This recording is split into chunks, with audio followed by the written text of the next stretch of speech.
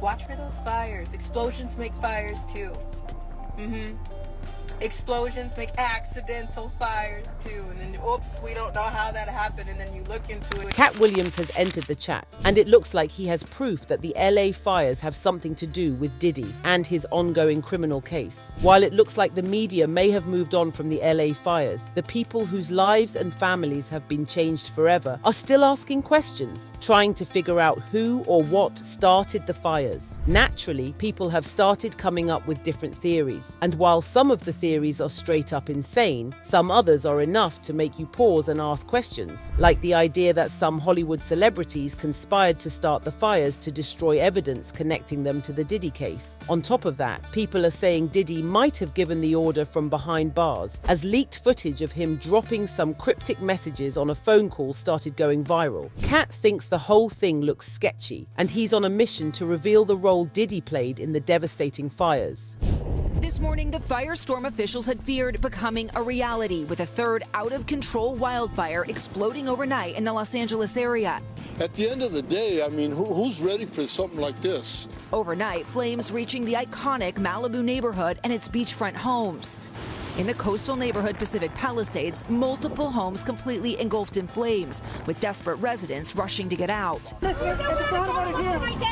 Planes flying above the area, capturing the massive reach of the inferno. As far as natural disasters go, the LA fires have been one of the most devastating ones in recent US history. Almost 30 people confirmed dead, countless wild animals, pets, and trees destroyed, and over 10,000 structures damaged. More than 100,000 have lost their homes and businesses, and the total damages run to at least $100 billion. It's like the fire just obliterated everything in its path. However, some people are now speculating that it might not have been a natural disaster after all. The internet has been going wild with theories about the cause of the fires, and while some are unhinged, others are enough to make you do a double take. But here's where it gets interesting. A lot of people believe the industry elites linked to Diddy's case might have been behind the fires because they wanted to destroy all the evidence in the Diddy case. As you guys know, Diddy is currently behind bars after pleading not guilty to RICO charges and charges of trafficking, and his trial is set to begin in May. But already, Diddy has pulled all sorts of stunts to get himself off the hook. From allegedly intimidating witnesses and destroying evidence to allegedly trying to bribe the judge and tainting the jury pool. He has done just about everything you can think of to make sure the case never makes it to trial. Speculations are now flying around that Diddy planned these LA fires as a last-ditch attempt to cover up incriminating evidence about his RICO and freak-off enterprise. It all started after this alleged phone call between Diddy and someone else got leaked. In the footage, you can hear Diddy leaving some cryptic messages that sound like he's giving the person on the other end of the line orders to tie up loose ends. Do not entertain none of this nonsense and nothing over the phone. I'm gonna need you to get rid of all the leftover pizza boxes. The what? All the boxes left over from the pizza. All the boxes. Okay. Make sure you recycle the plastic like we talked about. Yeah. Did Jay reach out yet? Nah, Bob. This seemed to confirm the rumors that Diddy was the mastermind behind the fires because, let's be real, the fact that Diddy was talking codedly about getting rid of the evidence, and then just days later, a wildfire on a never-before-seen scale erupts all over LA, sounds too good to be a coincidence. Let's not forget that the pattern of the fires seemed really irregular. In some areas, the fires seemed to target certain celebrities' homes and burn them to the ground while leaving neighboring houses untouched. This theory was explored by former public official Catherine Austin Fitts, who recently did a deep dive into the cause of the fires on her podcast. Fitts used to work as the U.S. Assistant Secretary of Housing and Urban Development during the presidency of George H.W. Bush, so she knows a thing or two about the impact of natural disasters on housing. Fitts questioned why many of the celebrities tied to Diddy managed to keep their houses safe, while the houses next door were burnt beyond recognition. According to her, the fire was most likely a cover-up for some of the horrific crimes committed by high-profile celebrities and politicians. What I want to see, what I usually look at in situations like this, is I look at the patterns of who got wiped out and how. And one of the first questions, I'll be honest, that I'm going to look at when I look at some of the communities involved is how many of the homeowners were on the P. Diddy list.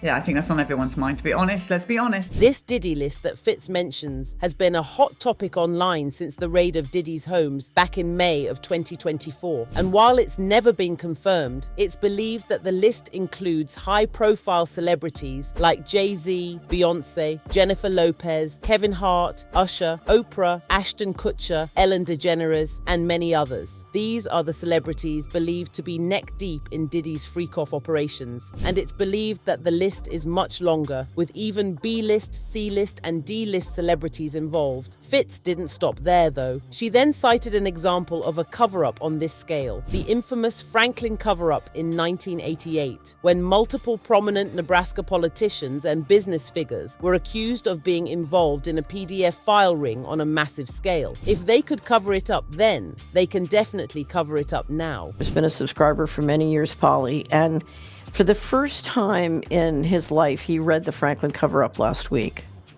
And I spoke to him last weekend, and he said, I keep hearing you, he said, you get frustrated because people don't understand the importance of financial transaction freedom to their lives.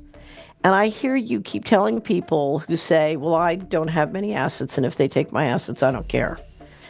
And I hear you telling people, wait a minute, they can take your children. They can mandate health treatments to your children, and they can literally take your treatment. And he said, you need to understand that even though I've been a subscriber for 10 years, I didn't understand what you were saying.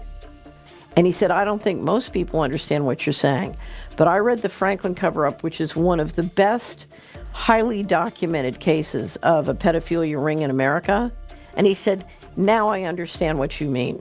Now I understand what you mean when you say they'll take your children, and what that really means, and why financial transaction freedom is so very important to me and to you, because we cannot allow that to happen. So he said, this is the first time that it really got to be personal. It really touched me in an intimate and visceral way. And, I've seen dreadful things done in the interest of covering up the pedophilia rings. And this is likely to include, whenever you do an operation this big, you stack functions. So there's a lot of stacking functions going on, but it wouldn't surprise me if pedophilia is one of those functions that's getting stacked here. But it gets even wilder. Catherine Fitt's comments are gaining ground right around the same time. Some old comments from a Diddy accuser named Ali Carter started making the rounds again. Ali Carter went viral last year when videos of her making some bombshell allegations against Diddy started gaining ground on social media. He locked me in containers with his shipment of kids. There were kids in there that didn't speak English. There were kids that were sick and that were already dying. There were babies. There were babies that were 6 years old, and I'll never forget them just crying, and everybody was just staring at them. Everybody was just staring at each other. Nobody knew whether or not to move. I was freaked out. And I got up and I held her. And they opened the truck and they took her from me.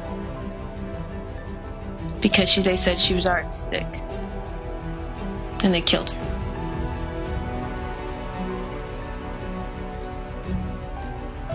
Her name was Bailey.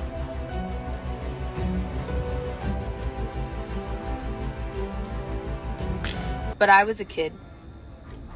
And all of this situation, everything that we're talking about, everything that I've been talking about, I was under the age of 18.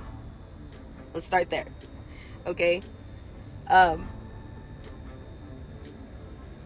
was sold a lot in foster care. A lot of stuff happened in my life with the family I was with. Okay? CPS reports go back to 3 months old. I remember 4 years old, and everything took off from there. All right? So never in my life did a lot of the stuff seem wrong until I met this twin of mine. Nothing seemed wrong. I'm telling you the God honest truth to me. And even when I met her, I was just like, it's fine.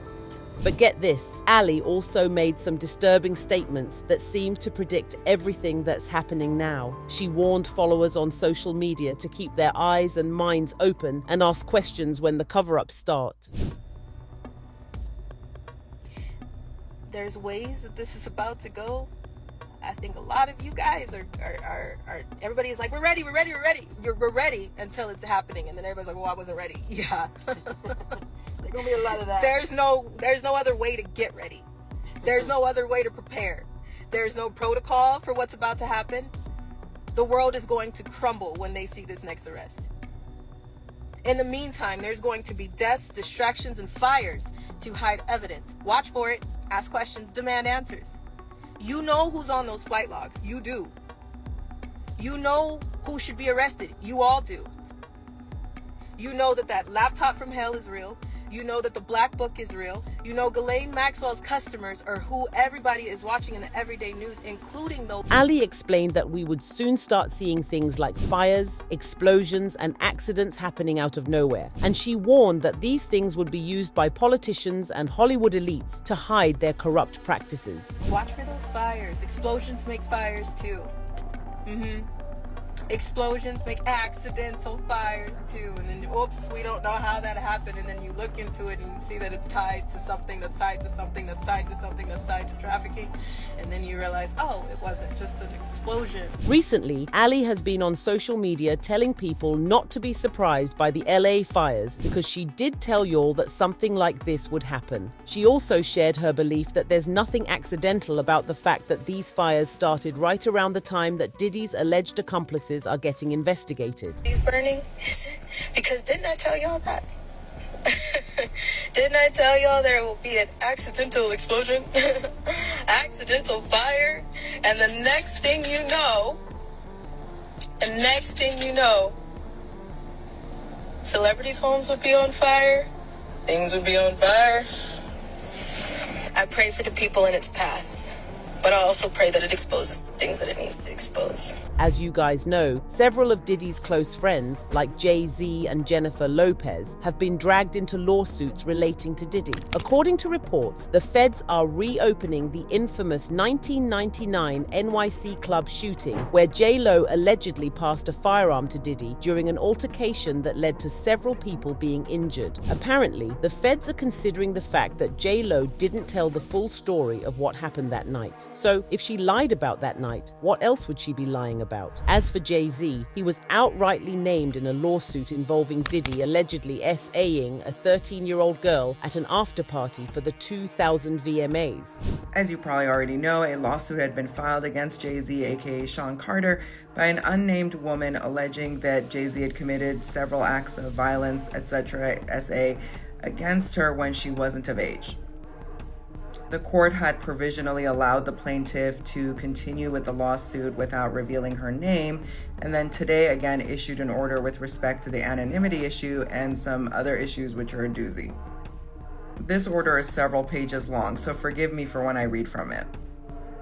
The court noted that in deciding whether the plaintiff may proceed anonymously, it would balance the plaintiff's interest in anonymity against both the public interest in disclosure and any prejudice to the defendant, as is the case law. Jay-Z has, of course, denied any allegations of being involved in this incident, and it's been a whole back and forth between his lawyer and the alleged victim's lawyer. Apart from these two, there has been a whole slew of celebrities that the media is convinced were involved in Diddy's illegal operations. I'm talking everyone from athletes to Hollywood elites to politicians and even preachers. The sheer scale of the people involved in this scandal makes it seem likely that extreme measures would be taken to protect the secret. And then, as if there wasn't enough bad news yet, videos of random explosions started going around on the internet, further fueling the rumors that someone was behind the fires. Even some celebrities have been hinting that something about these fires seems off, and they might not be as natural as the authorities want us to think. For example, Chris Brown wrote in an IG story, "Someone starting these fires. Ish don't add up." And then there were other celebrities who seemed to believe that the fires were started by an arsonist. For example, actor Henry Winkler said, "There is an arsonist here in LA. May you be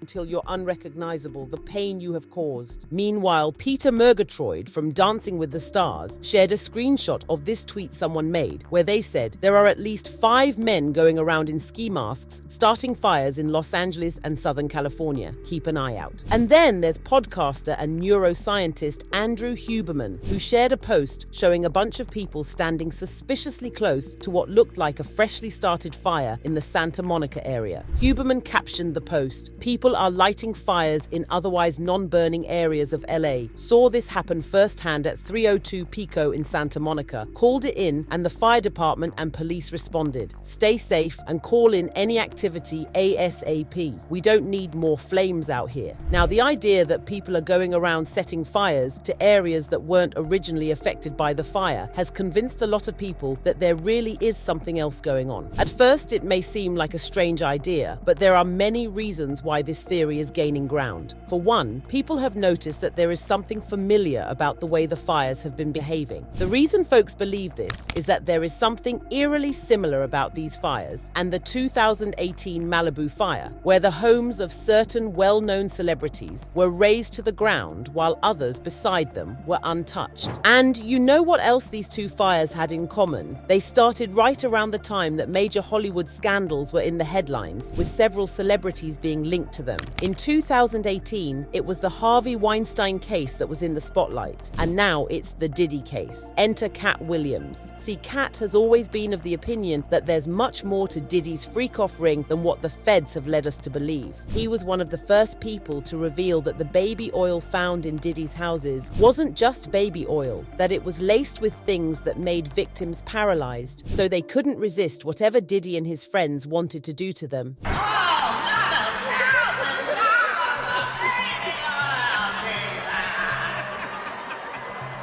It ain't that much ass shit in the world. Everybody know that. They put the drugs in the baby oil.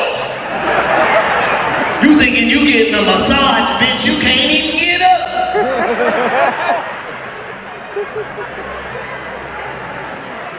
That's why God gave me eczema. I can't even use baby oil. Shortly after Katt made that revelation, new accusers came forward claiming that the baby oil that was used on them was laced. There were also rumors that the feds had actually tested the baby oil and found traces of hard substances like GHB and tranquilizers in them. Katt has also been very vocal about how the government sometimes conspires to hide things from people, and he believes Hollywood is a huge propaganda machine. Information is what is limited.